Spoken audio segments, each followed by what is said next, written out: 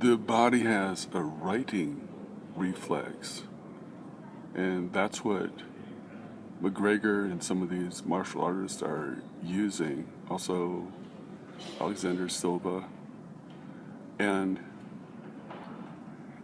this righting reflex corrects the orientation of the body when it's taken out of its normal upright position, and it moves the head back into the position as the rest of the body follows.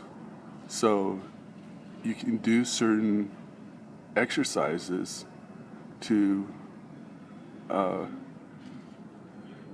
accentuate and use this. It's like if somebody learns to ride a unicycle, or a bicycle, then they can do it over and over. But if this isn't trained, then you don't have the benefits of it. So this is really a defensive tool in martial arts and UFC.